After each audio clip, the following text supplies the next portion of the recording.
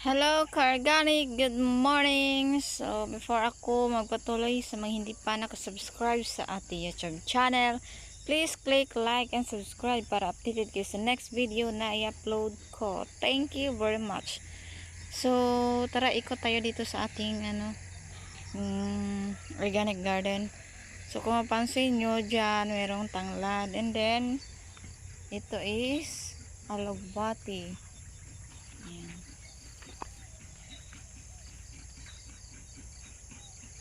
Tapos doon sa gilid,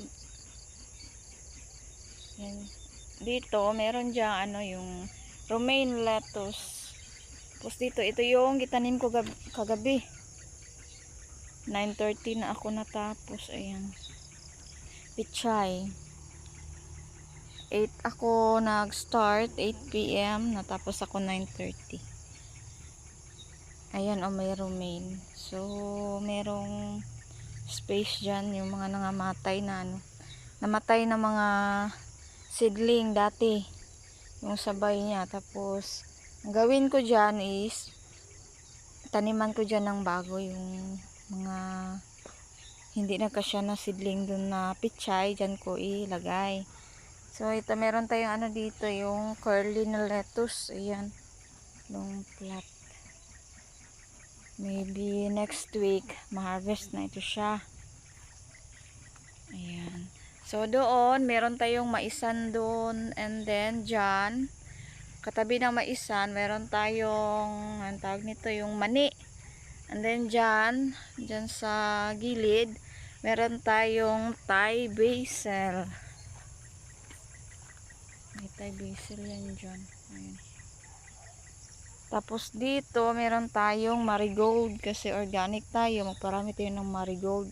Ito pang similya na po. Ayan may romaine doon. Ito, yun siya, yung alugbati pa rin. Ayan, maraming alugbati. So ito, mayroon tayong dito, onion, spring onion. Oh, taba-taba niya. Ayan, yung flower niya. Tapos may seeds na din siya ito. Ito. So ang gagawin ko dito sa seeds niya, patubuin ko naman. Ayan ito.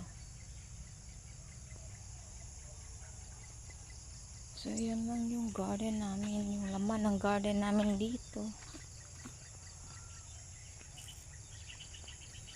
Tapos meron tayong arugula dito. Ayan arugula. So sibuyas dahon. Marami yan siya. Diyan dun sa dulo. Ito siya ng linisan. Ayan. Alugbati yan siya. Ayan, alugbati. Meron naman dito. Marigold. So, yan yung sunflower ko. Sunflower. Tingnan natin kung may na siya, may flower na siya dito sa niya. Ayan.